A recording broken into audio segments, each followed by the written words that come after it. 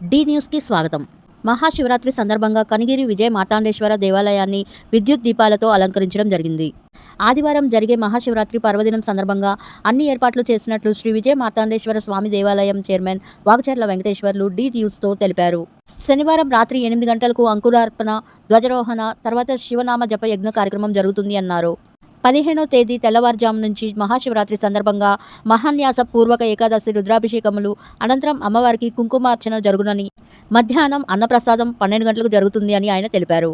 ఆదివారం రాత్రి 12 గంటలకు లింగోద్భవ కాలమున అభిషేకం, పార్వతీ సమేత విజయ మార్తాండేశ్వర స్వామివారికి 4 స్తంభాల మండపం కనిగిరి బొడిచావుడి వద్ద అగమ శాస్త్ర సంప్రదాయాల రీతిలో కళ్యాణం జరుగుతుంది అని చైర్మన్ వెంకటేశ్వర్లు తెలిపారు.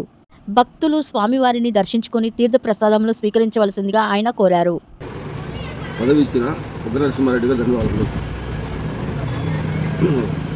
మహాశివరాత్రి ఉత్సవంలో 14/2/2025 నుంచి 18/2/2026 వరకు జరుగును. ఆదివారం ఉదయం శివరాత్రి 3 గంటల నుంచి అభిషేకం జరుగును. 8 గంటల నుంచి దర్శనంలో మొదలవును. అదే రోజు ఉదయం 8 గంటలకు అల్పాహారం విందు, 12 గంటలకు భోజనములు, అదే అన్నప్రసాదము వినియోగము.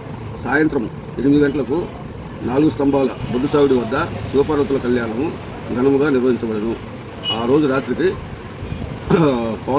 కడిగిరి మహిళలచే కోలాటము మరియు శ్వేత భరతనాట్య మండలి వారిచే భరతనాట్యము, 12 గంటలకు శివపార్వతుల కళ్యాణము ఘనముగా నిర్వహించబడను. 18వ తేదీ బుధవారం